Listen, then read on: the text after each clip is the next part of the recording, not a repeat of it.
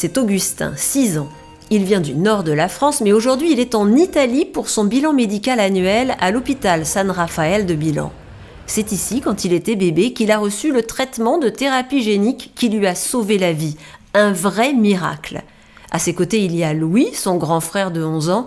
Il manque Nathanaël, qui aurait 8 ans s'il avait pu lui aussi bénéficier de ce nouveau traitement contre la leucodystrophie métachromatique. Un nom compliqué pour cette maladie rare qui touche un enfant sur 100 000. Sur les 3 enfants, seul Louis a été épargné par la maladie. On sait comme la maladie est terrible, qui va enlever toute chose aux enfants. Et le voir sourire, le voir parler, jouer avec nous, c'est fantastique. C'est toujours fait pour nous, revoir les enfants qu'on a soignés. L'essai thérapeutique qu'Augustin a eu la chance d'intégrer a duré 3 mois. Prélèvement de sa moelle osseuse, traitement en laboratoire, chimiothérapie, réinjection, un traitement lourd, cher, mais efficace. Augustin va désormais bien et tous ces tests et exercices qu'on lui fait faire aujourd'hui le prouvent. Est-ce que c'est une corvée pour nous de venir ? Non, c'est pas une corvée parce qu'en fait on leur doit ça. Ils ont quand même sauvé la vie d'Augustin et le moindre chose qu'on pourrait faire pour eux, c'est de continuer à l'amener et de leur montrer comment il va et que la thérapie marche. En plus de tous les remerciements qu'on aura à tout jamais envers l'équipe italienne pour ce qu'ils ont fait pour notre famille. Comme Augustin et Nathanaël, les leucodystrophies frappent au hasard n'importe quelle famille. 3 à 6 bébés porteurs de cette anomalie génétique naissent chaque semaine en France. La faute à pas de chance à la loterie génétique. Quand tout va bien, les ordres donnés par le cerveau et la moelle épinière, ici en orange, sont transportés par des cellules nerveuses partout dans le corps. Quand le cerveau ordonne à la main d'attraper un objet, la main l'attrape. Quand il dit aux jambes de marcher, la personne avance.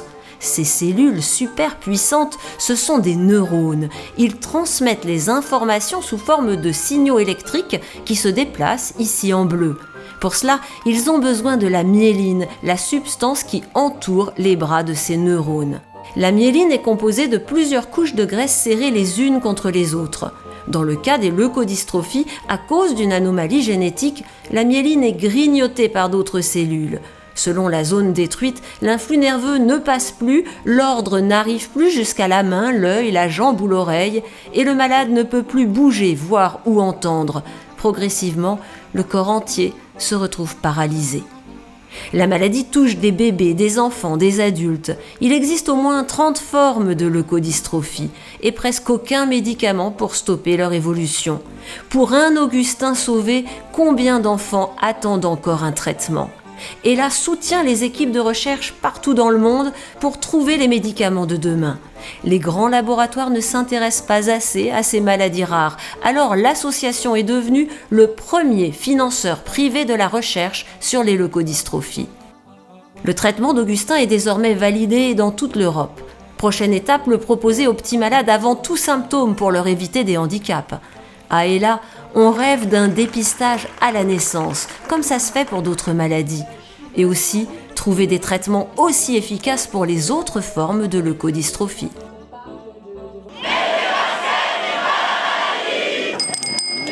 Tenir bon, quoi qu'il arrive. L'association soutient les familles au jour le jour. Chaque année, ELA propose aux petits et aux grands un séjour de vacances adapté, une bulle pour faire le plein d'énergie, partager les difficultés et les espoirs aussi.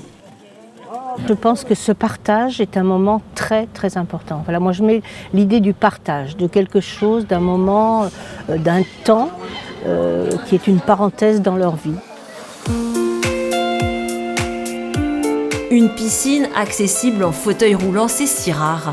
Les enfants, même très handicapés, peuvent donc profiter ici du bassin. Sentir flotter ce corps qui crée souvent tant de soucis, de contractures, de douleurs. Bouger, jouer, se détendre, ils adorent et leurs parents aussi. Pour soutenir les chercheurs et les familles, ELA répète inlassablement le même message. Alors l'association a plusieurs missions. La première, c'est d'accompagner et d'aider les familles dans leur quotidien. Ouais. La seconde, c'est de financer la recherche médicale, qui est quand même un point aussi très important. C'est également de sensibiliser l'opinion publique, et c'est de mener, la dernière mission est de mener toutes ces actions à l'international. Du soleil va t'avaler. Ces missions, il faut les financer. Le plus grand soutien vient des écoles. Ça commence par une dictée spécialement écrite pour Ella, proposée aux élèves partout en France. C'est plutôt une envie d'écrire et de lire que j'essaie de leur donner. Et écrire ou écrire et lire permet de mieux comprendre l'autre. Et quand je dis autre, c'est dans le sens très large du terme. Et donc voilà, c'est un enfant qui n'a pas de handicap, un enfant qui a un handicap. Il y a des livres qui peuvent faire comprendre justement cet handicap. Et une fois qu'on lit cette histoire-là, tout d'un coup, on arrive à comprendre des choses qu'on ne comprenait pas, à avoir conscience d'histoires qu'on ne connaissait pas, de difficultés dans la vie qu'on ne connaissait pas. Voilà, la littérature est une porte d'entrée vers toutes les histoires qu'on ne connaît pas. Et le monde est fait de autant d'histoires qu'il y a de personnes.